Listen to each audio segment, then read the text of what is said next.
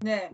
그래서 그거를 받아들여서 주님이 어떻게 이 시점을 통해서 뭐를 원하시는가 하고 그거를 따라가는 것이 중요하지, 그렇게 막 벗어나려고 애쓰고 그럴 이유가 없어졌어요. 그래서 물어본 거예요. 예. 네. 음.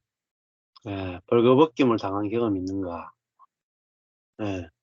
벌거벗김 당하는 거는 수치를 당하는 거겠죠. 예, 수치. 예. 그래 그걸 뭐 그 수치를 당해 봐야 어 그 인간이 얼마나 연약한가 하는 거를 뭐 경험할 텐데 어제 잠시 보니까 책이 있던데 몇 버렸나? 예.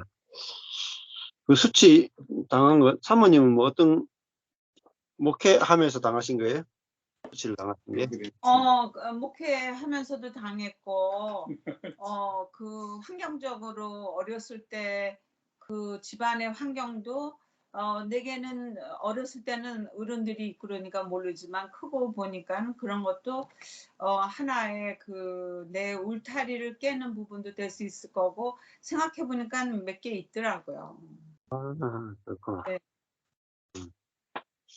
음. 저는 그런 면에서 그 벌거벗김을 당한 거에 환경적인 거나 저의 삶을 볼 때도 저는 어렸을 때 참 그 환경이라고 하는 것 때문에 너무 힘들어했고 외로워했고, 수치에 있는지는 모르지만 하여튼 그걸 빨리 벗어났으면 하는 생각을 많이 했고. 아이, 당신은 생각 정지잖아. 그래서 그 고통의 저거를 한때는 생각조차 안 하려고 하는 그 판단 정지, 생각 정지라고 하는, 하여튼 그때에 제가 어떤 철학책을 보면서 그것이 나를 그 어려운 환경을 생각조차 안 하는 하나의 벗어날 수 있는 것이구나 하는 한때 그런 생각으로 많이 가지고 있었는데요. 제가 성경을 보면서 특별히 그 요셉의 삶을 보면서, 요셉은 그렇게 어려운 환경에 형제들이 자기를 팔고 죽이려고 하는 그런 상황에서도 나중에 그 요셉이 하는 고백은 두려워 말라고, 너희들이 나를 그렇게 팔려고 내버려진 것이 아니라 하나님께서 나를 애굽으로 보내주셨다고, 너희가 아니니까 두려워하지 말라고 하는 자기의 환경을 하나님의 관점에 하나님의 경륜과 하나님의 계획이 있다라고 하는 것을 보고 깨달으니까, 야, 이 요셉이라는 사람은 이렇게 자기의 환경을 하나님의 계획과 하나님의 뜻으로 생각할 수 있는데 나는 왜 그 속에 푹 빠져서 그렇게 깨닫지 못했는가 하는 그러한 그 복음적인 생각이 한때 저를 많이 자유케 해줬어요. 그래서 벌거벗음이라는 그 질문도 지금 생각하면 벌거벗는 그 아픔도 어떤 면에서는 하나님께서 그 자리에 있게 하시고, 그것이 또 하나님의 정말 엄청난 계획과 하나님의 숨겨진 그 은혜의 자리라고 하는 것을 깨달을 때에는 그것이 결코 우리의 나 자신의 그 고통으로 보는 것이 아니라 더 깊은 하나님의 경륜과 뜻을 발견할 수 있어야 되겠구나 하는 그런 생각을 하면서, 저 나름대로의 지난주에 잠깐 얘기를 했던 거를 또 연결을 해서 생각을 했어요. 우리 중매라고 하는 그 단어를 잠깐 우리가 얘기를 했었는데, 그것도 사람을 만나고 사람을 결혼하고 하는 그 만남의 자리도 정말 그 우리가 뜻하는 것이 아니라 하나님의 계획 속에서도 사람을 만나게 해주겠구나 하는 그런 생각을 하면서, 오늘 본문에 별 생각이 다 들은 거예요. 오늘 본문에 유다까지도 다 배반하고 다 저거 할 것을 알면서도, 예수님은 그 유다의 모든 것을 알면서도 개의치 않으시고 다 이렇게 하시는 그런 하나님의 엄청난 그 크신 그 은혜를 보게 돼서 저는 그 벌거벗음이라고 하는 것도 크게 생각해 보면 우리를 낮추고 내가 죽고 하나님의 뜻을 발견할 수 있는 참 귀한 은혜의 자리가 되겠구나 하는 그런 생각을 좀 해봤어요. 저 나름대로. 예, 예. 오늘 이거 나중에 말씀 나눠야 될 시간을 제가 미리 다 얘기한 거니까 저는 이따가 빼주세요. 예, 예.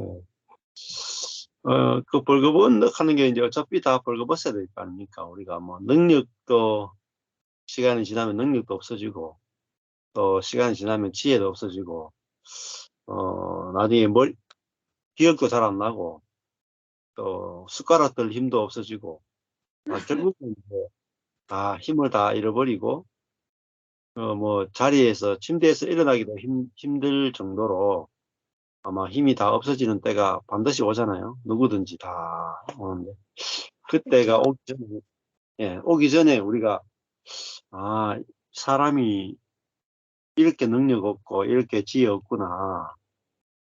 그걸 아는 게 이제 겸손이겠죠. 어제 이제 여기 마더 테레사의 책이 있는데 여기 책 표지에 이런 게 있더라고요. 이렇게 돼 있어요. 하나님에 대한 우리의 가난은 바로 자신을 겸손하게 인정하는 것이며 죄의 많음을 받아들이고 무력함과 아무것도 갖고 있지 않음과 하나님 앞에서 얼마나 그분이 필요한가를 인정하는 그런 겸손함입니다. 이렇게 표지에 이렇게 돼 있네요. 예. 이 말은 참 굉장히 맞는 말 같아요. 이렇게 하나님에 대한 우리의 가난, 그것은 이제 죄의 많음과 무력함과 아무것도 갖고 있지 않음과 우리가 하나님이 얼마나 필요한가를 인정하는 그것이 바로 겸손이다. 이렇게 이제 고백하는 것 같아요. 예. 또 다른 거 읽어보면 조금 왔다 갔다 하지만은 그래도 저런 표현들은 굉장히 좋은 표현이 아닌가 하는 생각이 듭니다. 아멘.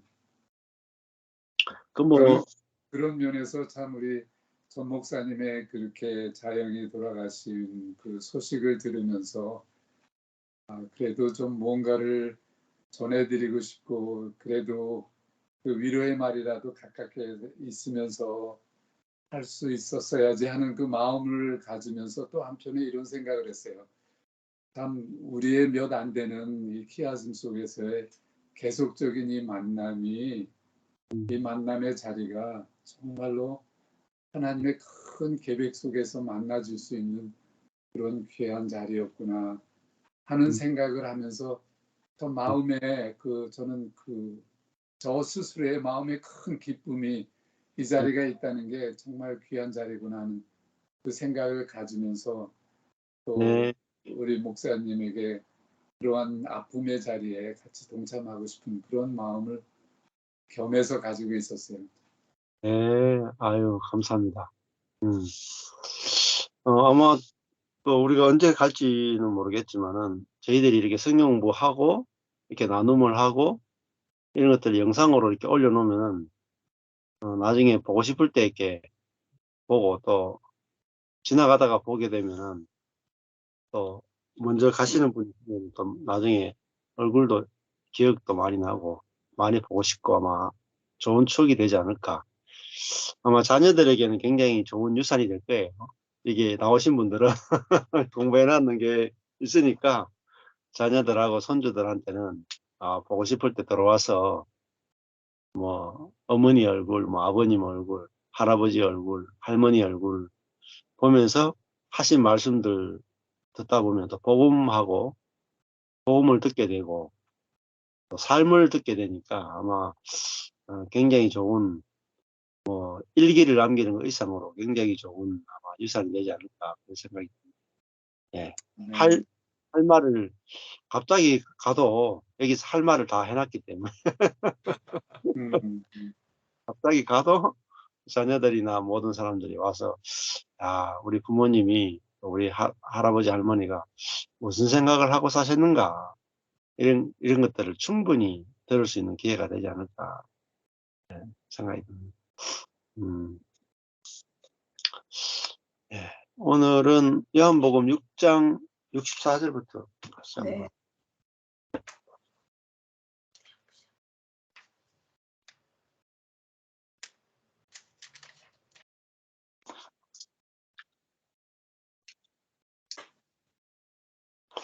뭐 결혼식장 가는 것보다 초상집에 가는 게 좋다 했는데 그게 이제 십자가로 가는 게 좋다. 십자가에 모든 비밀이 숨겨져 있다. 이런 뜻 아니겠습니까? 예. 인생이 이제 그 죽음이 어떻게 보면은 제일 또 중요한 것이다. 뭐 저희 자영도 사업하려고 막 몸부림치고 돈을 좀 벌어보겠다고 몸부림쳤는데 결국은 빈손으로 갔거든요. 그러니까 야, 뭐 능력이 없죠. 뭐 능력이 없고 지혜 없다는 게 확실하게 보이고 본인의 뜻대로 인생이 안 된다는 것이 확실하게 보이고 그렇잖아요. 그래서 참 더 선명하게 이제 그게 보여지는 것 같고 어제도 그래도 장례를 치르는데 이제 그 조카가 장례 비용 해가지고 조카들이 한 800만 원 나왔는데 그걸 다 냈거든요. 그래가 그 누나가 이제 그 창원 한마음병원이라고 거기서 이제 그 청소부로 들어갔어요. 거기 들어갔는데 거기서 일을 하는데 사람들 보면 이제 한 1년 정도 됐는데 청소부니까 좀 만만하게 보잖아요. 그런데 이제 매일매일 거기 있는 1년 동안 거기 있는 분들하고 막 인사하고 막 이렇게 지내는데 그 자영 때문에 이제 좀 우울증이 좀 오더래요. 그래서 1년 동안 계속 병원 다니고 막 힘들고 그랬는데 사람들 만날 때마다 인사하니까 웃으며 인사해야 되니까 우울증이 났더래요. 어쩔 수 없이 계속 사람들 만날 때마다 웃으며 인사해야 하니까 자기 우울증이 좀 났고 그다음에 그러면서 이제 자영이 그 남편이 병이 드니까 거기 병원에 와서 또 치료도 하고 또 한 달 넘게 이렇게 병원에 입원해 있고 이런 과정을 거기 병원 직원들도 지켜보고 누나가 이제 남편한테 어떻게 하는지도 이렇게 지켜보고 이렇게 하면서 사람들이 감동을 되게 많이 받았다 하더라고요. 많이 받고 이번에도 거기 장례 비용을 조카가 다 내니까 야 거기 일하시는 거기 장례 지도사 하신 분이 실장님이 자기가 지금 10몇 년 동안 장례를 이렇게 했는데 조카가 돈을 다 내는 경우는 처음이라고 했어. 한 사람이 장례 비용을 다 내는 거는 자기가 지금까지 했는 것 중에 처음이라고 합니다. 한 사람이 뭐 300, 500 이렇게 내는 걸 봐도 그렇게 어떤 영향력을 끼쳤으면은 저렇게 이 조카가 돈을 다 내나 하면서 굉장히 감동을 받았다고 이야기를 하더라고요. 예, 그래서 어떤 그 누나가 우리 자영 제일 형이 이제 먼저 또 50대 초반인가 죽었거든요. 예, 간이 안 좋고 술 많이 먹고 하다가 거기도 먼저 갔는데 거기하고 뭐 제사를 이제 받아가지고 자기가 제사를 계속 드리고 가족들이 막 계속 죽어 나가니까 그 중에도 누나가 진짜 뭐 힘든 과정에서도 집안의 중심 역할을 해주고 이렇게 하니까 조카가 너무 고맙다고 이제 어머니 장례 비용을 다 댄 거. 예. 이렇게 누나가 거의 조카의 이제 뭐 부모님 역할을 하다시피 이렇게 하니까 어머니가도 오히려 누나한테 고맙다 그러고 막 그렇게 하더라고요. 누나가 늘 보면 저희 큰 누나가 너무 고생을 많이 해가지고 자영 때문에 고생을 많이 해가 좀 안타깝다 이런 생각을 많이 했는데 고생 중에도 또 저렇게 마지막에 좋은 결말을 보니까 참 감사하더라고요. 예, 오늘 요한복음 6장 64절입니다. 예. 그러나 너희 중에 믿지 아니하는 자들이 있느니라 하시니, 이는 예수께서 믿지 아니하는 자들이 누구며 자기를 팔자가 누군지 처음부터 아심이라. 너희 중에 이제 믿지 않는 자가 있다. 예수님은 인자는 살리러 왔다. 내가 너희에 이르는 말이 영이다, 생명이다, 이렇게 말하는 것은, 이제 살리는 것은 영이다, 나는 살리는 말, 살리는 영이다, 이렇게 말씀하시잖아요. 근데 이 살리러 온 예수님을 믿지 않는 자가 있다. 근데 우리는 이제 선악을 심판하러 온 예수로 잘못 알고 있다. 선악을 심판하러 오면은 누군가는 죽여야 안 되겠습니까? 누구는 살리고 누구는 죽여야 안 되겠습니까? 예. 요번에도 뭐 미국 대통령이 하는 거 보니까 미국은 살리고 다른 나라는 죽이더라고요.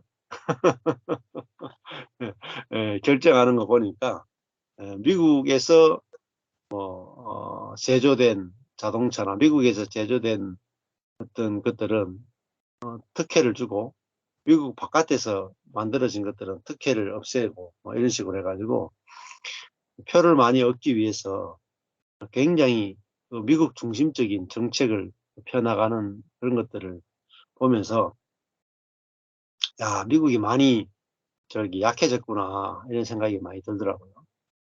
그렇게 이제 뭐 자국 중심을 막 외치고 막 하는 자체가 많이 약해진 거겠죠. 중국이나 이런 데가 굉장히 많이 따라오니까 아마 그런 견제한다고 하는 걸 정도니까 아마 약화된 증거도 아닌가, 이런 생각이 듭니다. 너희 중에 믿지 아니하는 자들이 있다. 그런데 왜냐하면 예수께서 믿지 아니하는 자들이 누구며 자기를 팔자가 누군지 처음부터 아십니다. 많은 제자들이 따라왔는데 그들을 말하는 거죠. 믿지 아니하는 자들은 66절에 보면은 제자 중 많이 물러가고 다시 그와 함께 다니지 아니하더라. 있죠. 이 많은 사람들은 누구냐면은 예수님이 살리는 영으로 오셨다 하는 것을 믿지 않고, 예수님이 정치적인 메시아, 자기들의 문제를, 정치적인 문제, 경제적인 문제를, 육적인 문제를 해결해 주러 온 메시아로 그렇게 받아들였던 사람들인데요. 자기 문제를 해결 안 해주면 다 가버리죠. 이런 문제도 해결을 못하면서 무슨 메시아냐 하고 다 가버린단 말입니다. 근데 예수님은 이 사람들의 어떤 문제를 해결해 주러 온 게 아니, 그런 경제적인 문제, 정치적인 문제를 해결해 주러 온 게 아니고, 이제 그 영적인 문제, 기본적으로 영적인 문제, 하나님과의 관계의 문제, 사람과의 관계의 문제, 사람 근원적인 문제를 해결하러 왔단 말이에요. 자, 근데 이걸 이제 사람들이 모르고, 사람들이 보기에는 정치적인 문제, 경제적인 문제가, 건강의 문제가 가장 중요하다고 생각하잖아요.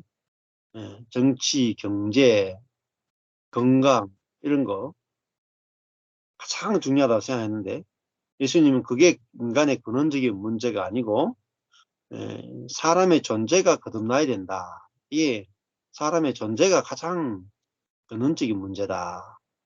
그래서 그 사람에게 영과 생명이 없는 것이 문제다. 영이 죽어 있고 생명이 없는 그것이 문제다. 그래서 내가 너에게 이르는 말이 영이고 생명이다. 이게 영의 문제고 생명의 문제다. 자, 그럼 믿지 않는 자들은 예수님이 내 살을 먹고 내 피를 마셔라, 이 말 하니까, 야, 이 말이 어렵다 하고 떠나가잖아요. 이 믿음도 우리 스스로 가질 수 없죠. 하나님의 은혜가 있어야 이런 믿음을 갖게 되는 거고요. 그다음에 자기를 팔자가 누군지 처음부터 아십니다. 가룟 유다를 의미하는 거잖아요. 그래서 오늘 목사님 말씀하신 것처럼 자기를 팔자, 그냥 뭐 배반할 자 정도가 아니잖아요. 팔자니까 결국은 죽음에 내어주는 자잖아. 근데 그 처음부터 알고 있지만은 예수님은 한 번도 가룟 유다에게 뭐 이렇다 저렇다 하지 않고, 비난하지 않고, 정죄하지 않고, 내어쫓지 않고 그 가룟 유다와 같이 사셨단 말이에요. 그리고 또 자기를 팔자인데 이 사람을 고칠 수도 없잖아요. 예수님이 알아도 가룟 유다를 생각을 바꿔주면 될 거 아닙니까? 우리 같으면 예수님 정도면 뭐 제자 생각 바꾸는 거 얼마나 쉽겠다고 생각이 들어요. 근데 예수님도 가룟 유다의 생각을 못 바꿔, 그죠? 그래서 자기를 팔자인데도 같이 있는 거죠. 어찌할 수 없이 있는 거죠. 자, 또 가라사대 이러함으로 전에 너희에게 말하기를 내 아버지께서 오게 하여 주지 아니하시면 내게 누구든지 내게 올 수 없다 하였노라 하시니라. 예수님이 사람들이 막 떠나갈 때도 예수님 어떤 생각 갖고 있냐? 아버지께서 오게 하여 주지 않으면 내게 올 수 없다. 사람들이 오고 가는 건 누구에게 달렸느냐? 이제 아버지께 달렸다. 이렇게 말씀하시는 거거든요. 이건 뭐 얼마나 사실은 그 목회하는데 사역하는데 이렇게 하면 얼마나 쉽겠습니까? 아버지께서 오게 하지 않은 사람은 떠나가는 게 맞다. 다 떠나가죠. 아버지께서 오게 하는 사람은 온다. 그래서 아버지께서 오게 한 사람만 믿게 될 것이고 또 거기서 말씀을 듣게 될 것이고 또 생명을 얻게 될 것이다. 누구에게 달렸느냐? 다 아버지 손에 달렸다. 예수님은 자기 손에 아니고 아버지 손에 달렸다 이렇게 생각하시는 겁니다. 자, 내 아버지께서 오게 하여 주지 아니하시면 누구든지 내게 올 수 없다. 자, 어떻게 보면은 굉장히 소극적이잖아요. 네. 본인이 할 수 있는 게 없다 이 말입니다. 그죠? 가룟 유다도 어찌할 수 없고 또 사람들이 많이 물러가는데 그것도 어찌할 수 없잖아요. 아버지께서 뭐 붙들어 주지 않으면은 어찌할 수 없다. 그러니까 예수님도 전적으로 무능하신 분이라는 것도 우리가 알 수 있죠. 아버지께 모든 것이 달렸다. 이렇게 이제 고백하신다. 자, 이러므로 제자 중 많이 물러가고 다시 그와 함께 다니지 아니하더라. 아마 이렇게 목회했다가는 아마 현대 목회에서는 쫓겨나지 않을까 이런 생각이 듭니다. 네. 예수님이 목회를 잘하다가 괜히 내 살을 먹고 내 피를 마시는 자는 영생을 가졌다. 괜히 이딴 말을 하셔가지고 그 따라도 싹 다 썰물처럼 다 빠져나갔단 말이에요. 그러니까 제자들이 뭐라 그렇게 했어요? 제자들이 수군거리면서 하는 말이에요. 야, 저만 안 하셨으면 참 좋았을 텐데. 에? 저만 해가지고 말이야. 무리가 다 떠나버리고 많이 물러갔다 이렇게 되잖아요. 그러니까 예수님이 제자들이 생각하기에 예수님이 말을 실수했구나. 말을 잘못했구나. 이렇게 생각을 안 했겠어요? 정말 안 해야 될 말씀을 하셨구나. 아마 충분히 그렇게 생각을 했을 겁니다. 근데 뭐 예수님은 본인이 뭐 하실 말을 골라서 하시는 분이 아니잖아요. 자기는 주시는 대로 말하는 분입니다. 그러니까 또 사람도 말씀도 주시는 대로 하고, 사람도 보내주시는 대로 받고, 또 물러가는 대로 어쩔 수 없이 보내고, 또 능력이 있으면은 사람들 안 물러가게 할 수 아니겠습니까? 예. 근데 예수님이 능력이 없으니까 많은 사람들이 물러가는데도 어찌할 수 없고, 설교를 좀 대단히 설교를 잘하면 사람들이 안 물러갈 거 아닙니까? 근데 설교도 잘 못하시는데 이렇게 설교하니까 나는 사람이 있겠습니까? 어떤 분도 뭐 저한테 목사님 설교를 좀 짧게 하시죠, 뭐 이런 분도 있고, 예? 그렇더라고요.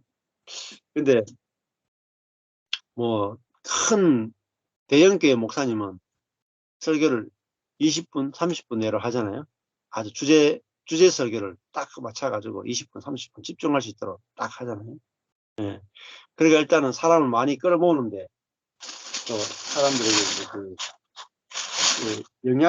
영향을 많이 끼치는데 이제 모든 포커스가 맞춰져 있죠. 근데 예수님은 어떻게 보면 목회 실패죠. 뭐 이렇게 실컷 모아놨다가, 기적으로 실컷 모아놨다가 이제 다 떠나가 버리니까 완전히 실패하는 거 아니겠습니까? 나중에 십자가 가면은 더 남자 제자들까지 다 가버리죠. 예. 어떻게 보면은 예수님의 그 십자가는 완전한 실패다. 예수님의 인생이 완전한 실패다. 이걸 보여주는 게 십자가. 완전한 실패다. 근데 완전히 실패한 분이잖아요, 예수님이. 뭐 인생도 그렇고 목회도 그렇고 완전히 쫄딱 망하신 분이에요. 그게 십자가 사건이거든요. 쫄딱 망했는데 거기서 하나님이 예수님을 부활시킨 거거든요. 그러니까 그걸 이제 부활이라 그럽니다. 부활은 예수님이 쫄딱 망한 자리에서, 벌거벗은 자리에서, 무능한 자리에, 철저하게 무능한 자리에서, 미련한 자리에서 하나님의 은혜가 그를 살리고 그를 높이신 사건이다. 그러니까 우리가 예수와 함께 죽고 예수와 함께 부활한다 할 때, 우리가 예수님과 함께 부활한다 하는 게, 예수님과 함께 죽는다는 것은 예수님과 함께 망한다는 말이고요. 예수님과 함께 부활한다는 말은 예수님과 함께 우리가 100% 하나님의 은혜로 우리가 살아난다. 100% 은혜의 세계를 누리게 된다. 이제 하늘에 올리신 바 된다. 그런 의미로 부활을 설명할 수 있을 것 같습니다. 그래서 많은 사람들이 물러갔지만 결국은 십자가에서는 여자들 빼고 거의 다 가버렸죠. 그렇지만 그 십자가가 많은 사람들을 다 잃었지만 자기를 따르는 아마 수백 명 이상의 사람들이 안 떠나갔겠습니까? 수백 명이 떠나갔, 수천 명일 수도 있어요. 수백 명, 수천 명이 예수를 떠나가서, 야, 예수가 내가 생각했던 메시아가 아니구나 하고 가버렸단 말이에요. 근데 그 완전히 벌거벗김 당한, 빨가벗김 당한 거짓 메시아로 알려지는 곳이 바로 십자가잖아요. 저 예수는 가짜였다. 하나님이 저주한 사람이다. 이게 십자가거든요. 하나님이 버린 사람이다. 하나님이 저주한 사람이다. 그게 바로 십자가거든요. 근데 많은 사람들이 물러가고 떠나간 그 십자가에서 죽임을 당했는데, 그 십자가 사건 때문에 전 인류를 다 얻게 됐단 말이에요. 그죠? 몇백 명, 몇천 명 잃고, 전 인류를 십자가에서 다 화목시키고, 다 죽이고, 거듭나게 하는 그 십자가. 모든 사람들이 십자가를 바라보게 된 거죠. 십자가에 못 박히신 그리스도를 바라보게 된 거예요.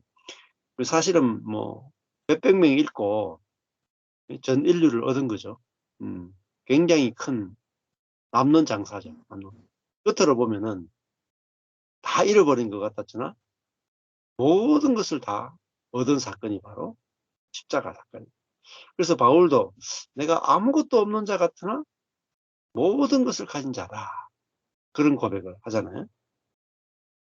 그러니까 우리는 어차피 육적인 부분은 다 잃어버릴 자입니다. 다 육적인 부분. 나중에 되면은 건강도 잃게 될 것이고 힘도 잃고 돈도 잃고 다 잃어버리게 될 것입니다. 그러나 우리가 잃어버리기 전에 우리는 그것들을 육적인 것들을 영적인 것으로 다 환원시켜 하나님이 변화시켜 주시단 말입니다. 영적인 복으로 다 바꿔주시는 거죠. 자, 그래서 제자 중 많이 물러가고 다시 그와 함께 다니지 아니하더라. 예수님은 상처받는 게 없고 또 내가 말을 실수했구나 하고 돌아보는 게 없고 그냥 그 아버지께서 오게 하여 주지 않으면 누구든지 내게 올 수 없다 하고 계속 가신단 말입니다. 예. 우리 같으면은 내가 괜히 했네 이런 생각이 들 수도 있고 그 사람들 괜히 섬겼네 이렇게 후회가 될 수도 있잖아요. 충분히. 또 내가 어떻게 했는데 내가 그 말했다고 할 수 있나 이런 생각할 수도 있고 그죠? 예. 내가 이런 기적도 보이고 병도 낫게 해줬는데 어떻게 내가 요 말 했다고 갈 수가 있나 굉장히 섭섭할 수도 있죠. 근데 이제 아버지께 오게 하지 않으면은 아무도 내게 머물 수 없다. 자기가 전적으로 무능하니까 물러가는 게 당연한 거죠. 사람을 붙들고 있을 수 있는 능력이 본인에게는 없단 말입니다. 아버지께 있지 사람을 붙들고 있을 수 있는 능력은 아버지께 달렸다. 그 말 아닙니까? 예수님에게 능력이 없고 아버지만 능력이 있다. 이렇게 고백하시는 거죠. 우리도 나는 능력이 없고 아버지께 능력이 있다. 이러면은 이런 일을 당해도 내가 붙들 수 있는 능력이 없으니까 당연하지 하고 넘어갈 수 있는 거죠. 예수께서 12 제자에게 이르시되 너희도 가려느냐? 시몬 베드로가 대답하되 예수님이 너무 많이 가니까 약간은 당황을 하시지 않았을까? 12명 보면서 니들도 가려느냐? 그때 이제 시몬 베드로가 하여튼 그 수제자인 이유가 있는 것 같아요. 말을 잘해요. 베드로, 주여 영생의 말씀이 계심에 우리가 누구에게로 가겠습니까? 앞에 내가 너에게 이르는 말이 영이요 생명이다. 요 말을 받아가지고 영생의 말씀, 부활의 말씀, 성령의 말씀이 있는데 우리가 누구에게 가겠습니까? 우리가 주는 하나님의 거룩하신 자, 하나님의 기름 부은 자, 하나님의 선택하신 자, 하나님의 아들이신 줄을 우리가 믿습니다. 그리고 알고 있습니다. 이렇게 고백을 하죠. 자, 예수께서 대답하시되 내가 너희 12를 택하지 아니하였느냐. 그러나 너희 중에 한 사람은 마귀니라. 그렇게 이제 말씀하시죠. 이 말씀은 가롯 시몬의 아들 유다를 가리키십니다. 저는 12 중에 하나로 예수를 팔자르라. 너희 중에 한 사람은 마귀다. 가룟 유다를 보고 이제 마귀라 하는 것은 결국은 마귀가 가룟 유다를 완전히 이제 장악하고 있다. 이런 이제 의미로 이야기를 하는 거죠. 그래서 그리스도인들이 사실은 이 마귀에 대해서 잘 모른단 말입니다. 그 대부분 생각하기를 하나님과 사람의 관계만 생각하지 뭐 마귀가 있다 이런 생각을 거의 안 해요. 사실은 그 마귀론이 없어요. 마귀론이 대부분. 그러니까 예를 들면 내가 뭐 힘든 일이 있다. 예를 들면 병이 들었다. 또 그 사업에 망했다. 뭐 여러 가지 일이 있으면 그 하나님이 하셨다 이렇게 직접적으로 생각하시는 분들도 많아요. 근데 이 땅에 있는 많은 어떤 불행이나 이런 것들이 그 직접적으로 하는 것은 마귀가 하는 게 직접적으로 하는 거란 말입니다. 또 우리 속에서 어떤 그 선악과를 계속 그 열매를 맺게 하고 자기중심적이게 만들고 또 교만하게 만들고 하는 것들은 사실 마귀가 하는 거잖아요. 그래서 이 가룟 유다도 마귀가 가룟 유다를 완전히 장악하니까 너희 중 한 사람은 마귀다 하는 것은 마귀와 완전히 연합돼서 마귀의 지배 아래 있다 이런 거잖아요. 그러니까 사실은 그 가룟 유다를 탓하는 게 아니죠. 마귀를 탓하는 거랍니다. 근데 그 마귀는 결국은 예수를 팔게 만들었잖아요. 예수를 팔게 만들었. 그게 마귀가 하는 거죠. 그 예수에 대해서 생각을 넣었다. 예수를 팔 생각을 넣었다. 그 말은 예수님에 대해서 선하다, 악하다, 옳다, 그르다 판단하는 생각을 집어넣은 게 누구냐? 이 마귀잖아요.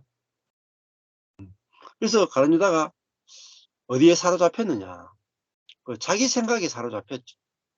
자기가 생각해 보니까 예수님은 야 저렇게 놔뒀다가는 맨날 말 실수만 하고 그죠? 언제 로마로부터 이스라엘을 회복할 때가 있겠나?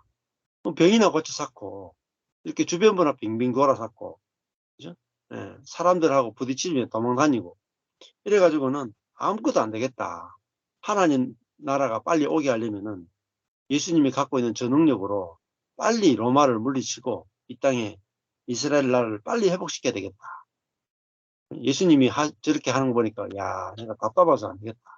나라도 뭔가 해야 되겠다 싶어서 자기가 예수님을 팔아서라도 예수님이 로마하고 전쟁을 붙을 수 있도록 중매를 한 게 가룟 유다가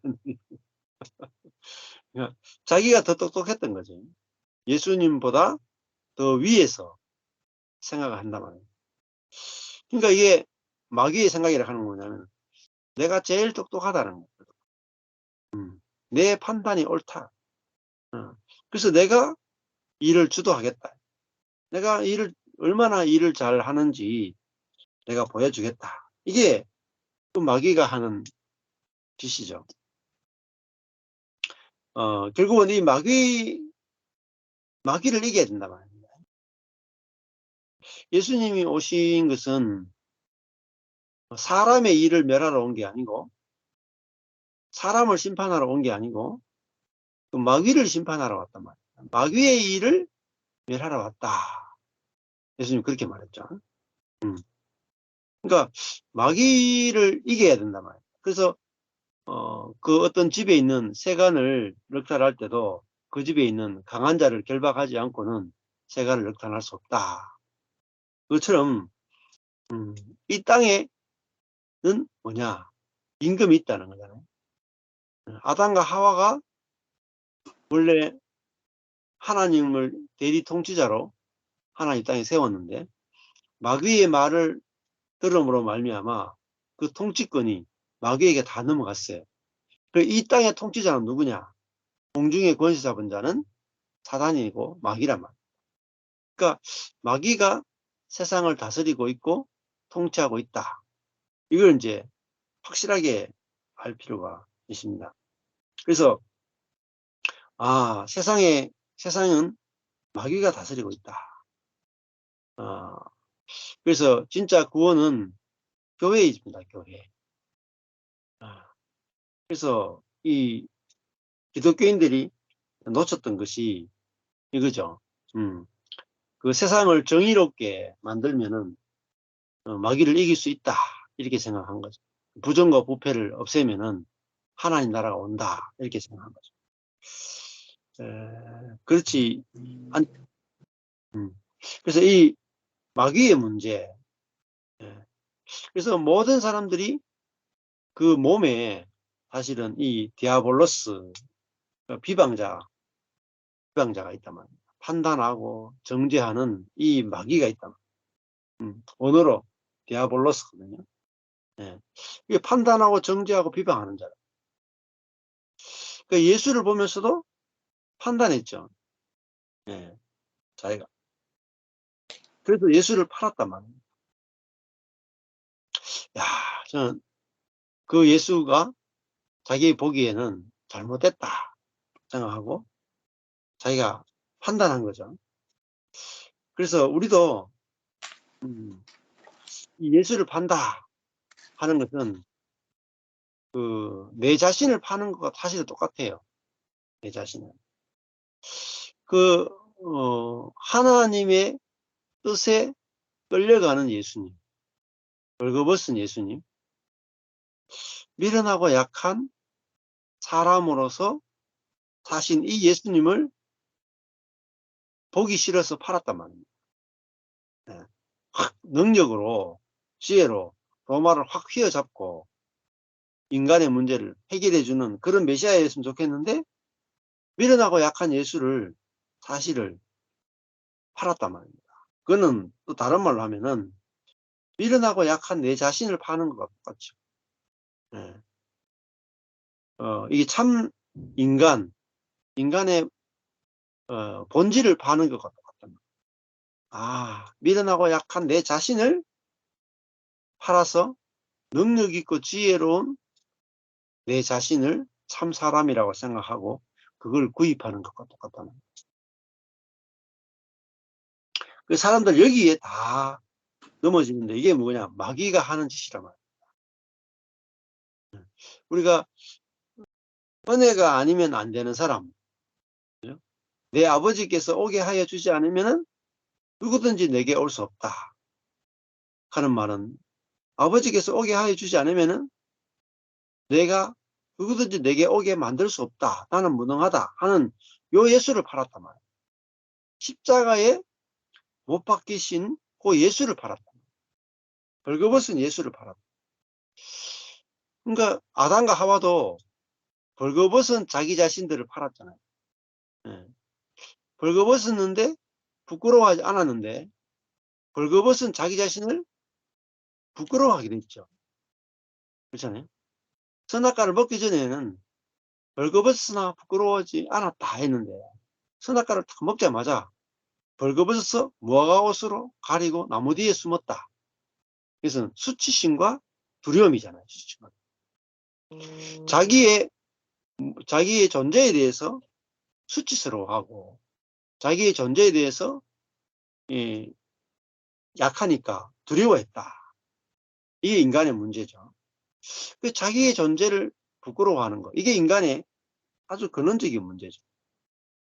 그러니까 부끄러우니까 이게 팔잖아요.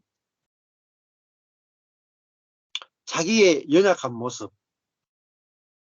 자기의 연약한 모습, 자기의 미련한 모습, 자기의 약한 모습을 팔아버리고 강한 모습으로 무화과 나무 옷으로 가리고 지혜로운 나로 대체시키고 능력 있는 나로 대체시키잖아요.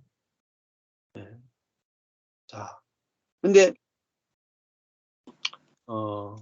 이게 아주 완전히 속은 거잖아요.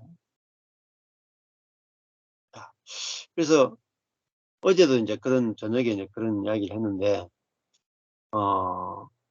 어떤 좀 집에 이제 어떤 가정폭력적인 그런 문제가 있어가지고 울면서 전화가 왔더라고요, 저한테. 그래가 이제 가정 폭력 때문에 이야기를 좀 나누는데, 뭐가 문제가 되는가? 그 능력이 문제가 됐다. 가정 폭력도. 야, 폭력을 행사하려면 능력이 있어야 안 되겠어요? 예? 예, 능력이 있으니까 폭력이 나오잖아요. 능력이 없으면 아예 폭력이 못 나올 거라. 그래서 인생에서 뭐가 문제냐? 능력이 없는 게 문제가 될 것 같지만은 더 깊이 들어가 보면 인간이 자기가 능력이 있다고 생각하는 것이 더 큰 문제를 일으키는 장본인이다. 이걸 이제 보게 되는 거죠. 우리 자영도 야, 머리가 그래도 굉장히 똑똑하단 말입니다.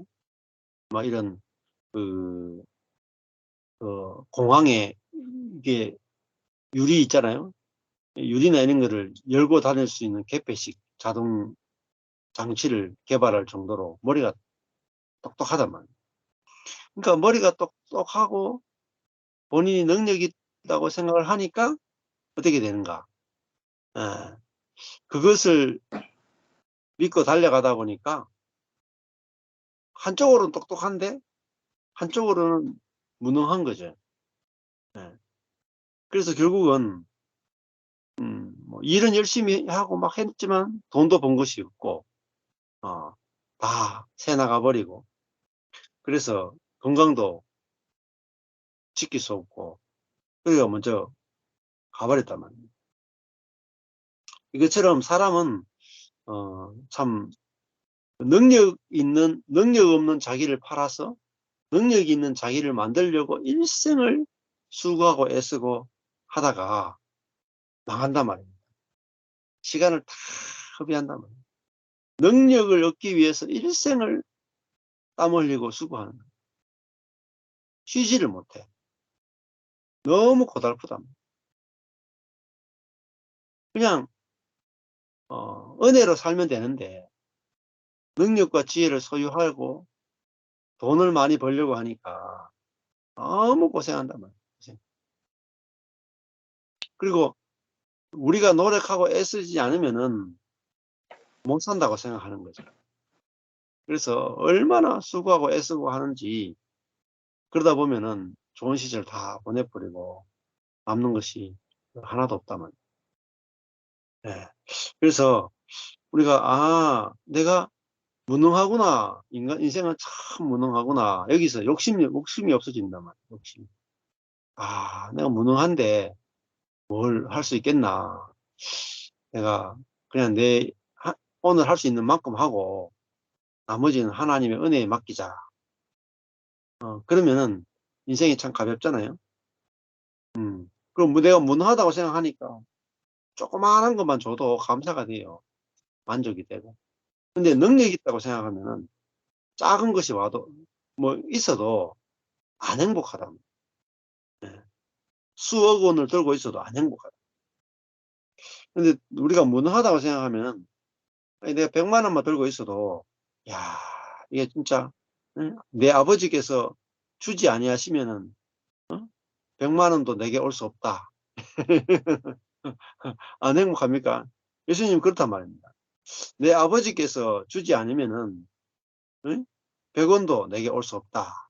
그러니까 100원이 있어도 야, 아버지께서 주셨으니까 내게 100원이 왔지 하고 얼마나 감사하겠습니까?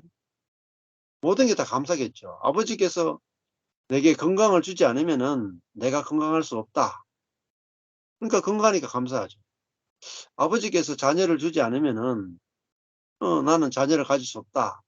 그러니까 가질 수 없는 자녀를 가졌으니까 감사하지 않겠습니까? 아버지께서 목회를 하도록 해주지 않으면은 내가 목회할 수 없다.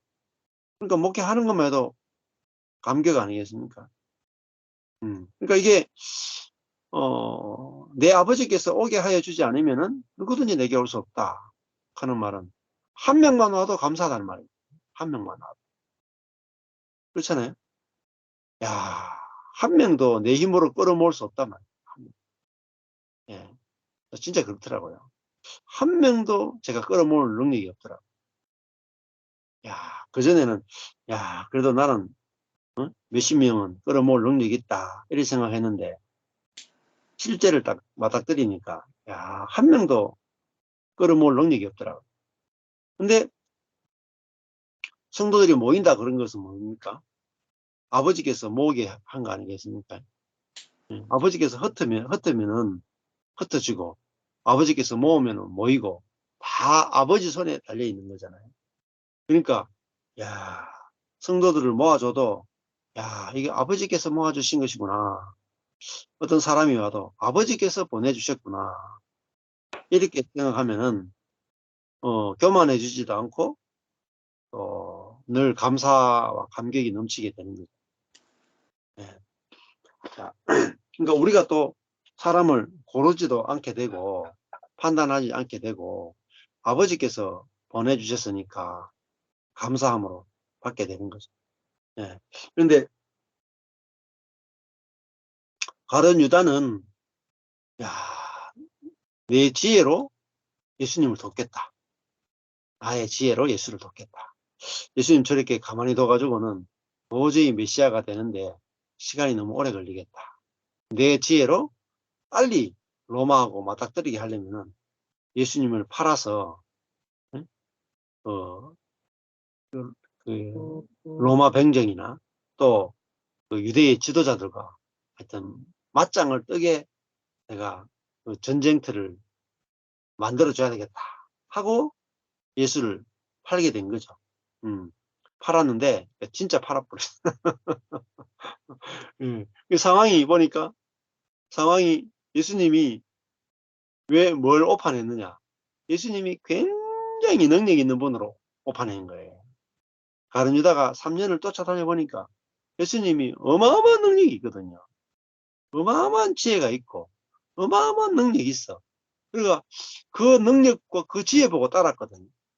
그러니까 저렇게 판을 깔면은 유대 지도자들과 로마 사람들하고 맞붙어 가지고 싸울 수 있는 장만 만들어주면 예수님이 그냥 말씀 하나로 그냥, 야, 이 쓰레기들은 저 따로 분리수거 한마디만 딱 하면 분리수거 딱 데리라고 아마 유다는 생각을 했던 것 같아요.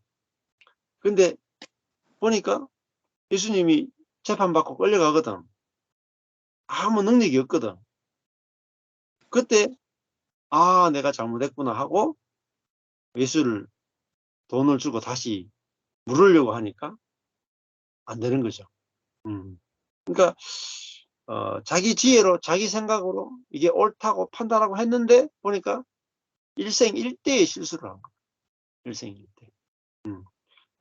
이 마귀가 생각을 사로잡고 있기 때문에 그러니까 우리가 평소에 올라오는 많은 생각 가운데 옳고 그름의 판단, 이렇게 하면 될 수 있다, 없다 하는 판단, 대부분의 판단이 마귀가 주는 생각입니다. 그래서 이 마귀를 이기지 않고는 관계의 문제도 안 풀리고 인생의 문제도 안 풀리고 근원적인 문제는 안 풀린다. 그래서 예수님이 그 사역을 시작할 때 보면은 처음에 요단강에서 딱 세례받을 때도 성령을 받고 시작하잖아요. 예수님도 맨정신으로 하신 게 아니란 말이에요. 사역을. 요단강에서 세례받을 때 죽고 물에서 올라올 때 거듭났을 때 성령이 임해서 성령이 그를 사로잡아서 이끌기 시작했단 말이에요. 어디로 데려가느냐? 광야에 데려가서 사단과 먼저 전쟁을 벌이게 하고 40일 동안 시험을 받으신 이후에 마귀의 3번의 시험을 이기죠. 이겼기 때문에 그 이후에 많은 사람들을 구원하는 일을 할 수 있었단 말이에요. 그러니까 예수님이 성령으로 마귀를 이겼다. 우리가 성령이 아니고는 마귀를 이길 수 없잖아요. 그 마귀를 이겼기 때문에 뭐냐? 마귀에 눌린 사람들을 자유케 할 수 있어요. 그러니까 강한 자를 먼저 쳐야지 그 밑에 있는 놓아야 되는 사람들을 끄집어낼 수 있잖아요. 깡패들을 먼저 딱 처리해야 그 밑에 깡패에 고생당하는 사람들을 해방시켜낼 수 있잖아요. 그래서 우리 자신도 이 마귀의 문제를 해결해야 우리가 그 사람들을 자유케 할 수 있는 거죠. 그래서 이 마귀는 결국은 우리에게 하나님처럼 돼야 된다. 선악을 아는 지식을 가져야 된다. 능력을 가져야 된다. 선해져야 된다. 이것으로 가지고 사람들을 다 노예화시키고 있는 거죠. 그 사람들은 평생을 어디에 종로로 타느냐? 선악의 지식에 종로로 타고 자기의 생각에 종로로 타고 지식하는 게 생각이잖아요. 일생을 내가 옳고 상대방은 틀렸다. 여기에 종로로 타고 살다가 관계가 다 깨져가지고 마지막에 허망하게 대부분 끝을 맺는다 말이에요. 이 시몬의 아들 유다도 내가 옳고 예수가 틀렸다 하고 예수를 팔았잖아요. 결국은 그 생각이 유다를 망하게 만드는 거죠. 그래서 이 마귀는 생각을 비례한다, 생각. 그러니까 우리는 내 생각 속에 마귀가 있구나. 이걸 알아야 비로소 내 생각으로부터 감정으로부터 자유롭게 되는 거죠. 그래서 마귀가 내가 옳아야 돼. 내가 옳아야 돼. 내가 옳음을 주장해야 돼. 내가 옳은 게 맞아. 내가 옳아. 이 생각을 계속 집어넣고 상대방은 틀렸어라는 생각을 계속 집어넣는단 말이에요. 감정을 가지고 계속 그걸 고착화시킨다. 이게 선악을 아는 지식, 생각, 감정이잖아요. 선악의 감정. 여기에 사람은 일생을 종로로 타다가 결국은 인생을 다 망하게 되는 거죠. 그래서 예수님은 이 마귀의 문제를 해결하러 왔다. 그래서 어떻게 해결했는가? 마귀의 문제는 십자가에서 해결한다. 그 십자가 사건이 결국은 뭐냐면은 예수님이 광야에서 40일 시험 받으신 사건하고 예수님이 겟세마네 동산에서 시험 받는 내용하고 같은 사건이죠. 근데 예수님이 시험 받을 때 뭐로 사단을 이겼느냐? 약함으로 이겼단 말이에요. 약함으로. 나는 돌로 떡을 만들어 먹을 수 없다. 이걸 이겼죠. 마귀는 하나님의 아들이거든 돌로 떡을 만들어 먹어라. 하나님의 아들이거든 성령 꼭대기에서 뛰어내려. 하나님의 아들이거든 내게 경배해. 그러면 내가 모든 세상의 능력을 다 주겠다. 예수님은 나는 사람이다. 사람은 돌로 떡을 만들어 먹을 수도 없고 성령 꼭대기에서 뛰어내리면 죽고 사람은 이 세상의 모든 권력을 다 가질 수 없다. 그는 하나님께 속한 것이다.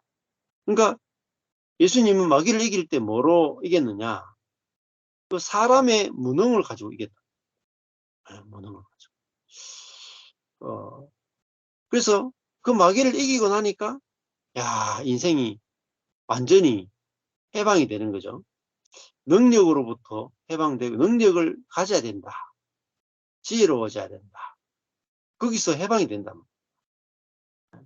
그리고 정말 생명의 세계를 살게 되고 은혜의 세계를 살게 되는 거죠. 그래서 이 유다가 사실은 이름이 유다잖아요.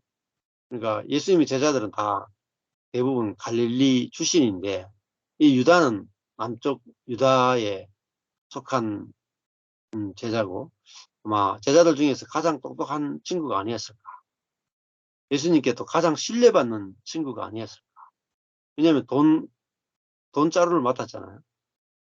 가장 똑똑하고 가장 신뢰받는 수 있는 그런 위치에 있었던 자가 유다인데 가장 똑똑하고 가장 신뢰받는데, 예, 그 말은 뭐겠어요? 예, 가장 똑똑하다 하는 것은 가장 선악의 지식이 분명하다는 거예요. 예, 결국은 자기가 옳다 하는 것으로 예수는 틀렸다 하는 것으로 예수를 팔아버렸다.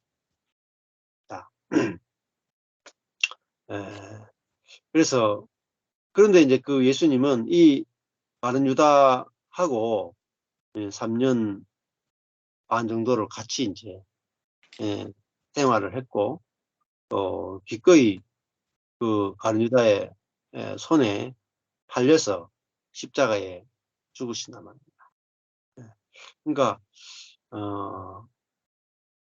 어쩔 수 없이 마귀에게 종로로 타는, 이게 인간의 아주 불쌍한 모습이잖아요. 왜? 뭐 가룟 유다도 그렇고 모든 인간이 마귀보다도 지혜로울 수 없고 마귀보다도 능력이 있을 수가 없잖아요. 그래서 우리 객관적으로 보면은 인간이 능력 있고 지혜로운 게 좋지만은 이 사단 앞에 가면은 인간의 능력과 지혜라 하는 것은 완전 밥입니다. 밥. 그렇잖아요. 저번에 제가 간증했던 것처럼 제가 탁구를 좋아하는데 탁구를 잘 친다라고 제가 저를 자랑하면 자랑할수록 어떻게 되겠어요? 잘 친다고 했는데 진짜 잘 치는 사람 만나면 완전히 수치를 당할 거 아닙니까? 그러니까 인간이 객관적으로는 능력 있고 지혜로울 수 있죠. 다른 사람보다 훨씬 더 능력 있고 지혜로울 수 있지만 이 마귀 앞에 가면은 완전히 능력 있고 지혜롭다 하는 자체가 밥이 되는 거죠. 더 고단수니까. 그래서 우리는 하나님과 마귀 앞에서 나는 무능한 사람입니다. 나는 돌로 떡을 만들어 먹을 수 있는 능력도 없고 성전에서 뛰어내릴 수 있는 능력도 없습니다. 하면은 유혹이 없어진단 말이에요. 유혹이. 얼마나 큰 유혹이겠어요? 40일 굶은 사람한테 돌로 떡을 만들어 먹어라. 능력만 있으면 만들어 먹으려고 하지 않겠습니까? 성전 꼭대기에서 뛰내리라. 하나님이 너를 받쳐준다. 난 그 정도 믿음이 있으면 좋겠다. 내가 뛰내린 하나님이 탁 받쳐준다는 믿음이 있으면 좋겠다.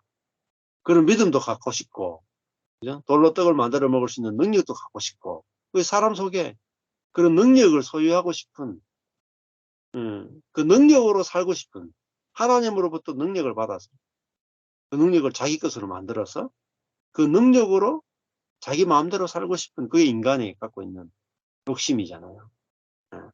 근데 예수님은 성경의 꼭대기에서 뛰어낼 능력도 없고 돌로 떡을 만들어 먹을 능력이 없는데 누구보다도 안식과 평안을 누리고 행복했단 말입니다. 그리고 예수님을 통해서는 돌로 떡을 만드는 자기 개인을 위해서 돌로 떡을 만들 정도가 아니고 오병이의 기적에 쓰임을 받게 되고 정말 그 성전 꼭대기에서 뛰내는 정도가 아니고 풍랑을 잠잠케도 하고 하는 일에 쓰임을 받게 되잖아요. 무능한 자 같으나 하나님이 그를 쓰니까 하나님의 능력이 나타나는 도구로 쓰임을 받게 되는 거죠. 그래서 사람들은 인생의 근원적인 문제가 마귀의 문제인지를 모릅니다. 그렇죠? 우리 인생의 근원적인 문제가 내 성격의 문제다. 내 상처의 문제다. 내 능력의 문제다. 이렇게 내가 교육의 문제다. 우리 가족의 문제다. 이렇게 본단 말이에요. 그런데 성경은 모든 인생의 문제는 마귀의 문제다. 이렇게 하는 거예요. 마귀가 유다를 예수를 파는 일에 이용했다. 그러니까 이 마귀의 문제를 해결해야 우리 인생의 문제가 바뀌는 거예요. 내 문제도 사실 마귀의 문제예요. 야, 마귀가 선악과가 좋아 보이게 만들었고 선악과를 먹게 만들었고, 지금도 우리 인생의 어떤 문제들은 다 마귀가 하나님처럼 되고 싶은 마음을 우리 속에서 일으키고, 높아지고 싶은 마음을 일으키고, 선하게 생각을 일으키고, 이게 마귀가 하는 거야. 근데 우리는 마귀는 눈에 보이지 않으니까 전혀 의식을 못해요. 그래서 마귀의 일이 확실하게 드러나는, 확실하게 드러나는. 그래야 마귀와 싸워서 이길 수 있는 거잖아요. 그 마귀를 이기는 것은 사실은 능력으로 이기는 게 아니죠. 자, 어떻게 보면 마귀는 거짓의 압이잖아요. 거짓의 압이. 근데 거짓의 압인데, 거짓을 이기려면 진리만 알면 돼요. 진실만 알면 이기죠. 능력으로 이기는 게 아니고 진실로 이기는 거. 그렇잖아요. 사기꾼을 이기는 것은 능력으로 이기는 게 아니고, 저거 사기치는 거네, 이게 알면은 사기가 전혀 통하지 않잖아요. 그렇죠? 그 보이스피싱 요즘 굉장히 활개를 많이 치죠. 보이스피싱.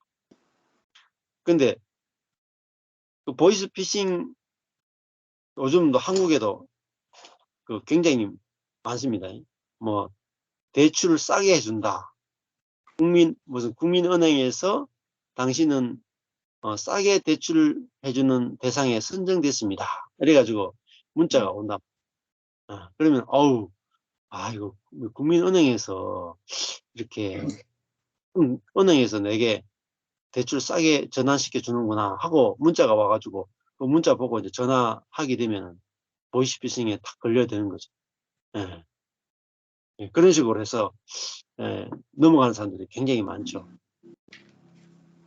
근데 이게 속이는 것이구나, 보이스피싱은 이런 식으로 오는구나 알면은 안 속죠. 그래서 우리도 마귀가 무엇으로 속이는가, 무엇으로 속이는가, 이걸 알아야 이기잖아요. 보이스피싱이 어떻게 속이는가 알면은 안 속죠. 근데 모르면은 속는단 말입니다. 근데 우리 그리스도인들이 마귀는 없다라고 생각하던가, 있어도 죄로 속인다 이렇게 생각. 죄로만 유혹한다고 생각. 여기에 완전 그 마귀가 죄로만 속이는 게 아니에요. 돌로 떡을 만들어 먹어라, 이게 죄입니까? 아니죠. 돌로 떡을 만들어 먹어라, 이게 죄가 아니에요. 능력을 이야기하는 거잖아요. 능력이 문제죠. 성령 꼭대기에서 뛰내리라, 하나님이 너를 받쳐준다 그랬다, 살려준다 그랬다. 네가 하나님 말씀을 믿느냐 안 믿느냐. 하나님의 말씀을 내 임의로 이용해 먹는 거잖아요. 이런 문제죠. 이런 문제. 내가 하나님의 말씀대로 살 자냐, 말씀을 이용할 자냐, 그 문제잖아요. 돌로 떡을 만들어 먹어라. 그것도 네가 돌로 떡을 만들어 먹어라 하는데, 예수님은 사람은 빵으로 사는 것이 아니고 하나님의 입에서 나오는 말씀으로 산다. 나는 돌로 떡을 만들어 먹는 자가 아니고 하나님의 말씀에 의존되어 있는 존재다, 이 말이잖아요. 위치를 이야기하는 거예요. 위치. 나는 말씀 밑에 있는 자다, 이 말이에요. 또 두 번째, 성전 꼭대기에서 뛰내리면은 천사가 너를 받쳐준다라고 성경에 기록되지 않았냐. 그렇게 기록돼도 하나님 말씀도 안 했는데 내가 뛰내린다고 되겠느냐. 주 너의 하나님을 시험치 말라, 이렇게 이야기하잖아요. 내가 뛰내리면은 하나님이 도와줘야 된다. 그는 하나님을 이용하는 게 아니냐. 나는 하나님께 순종할 자지 하나님을 이용할 자가 아니다.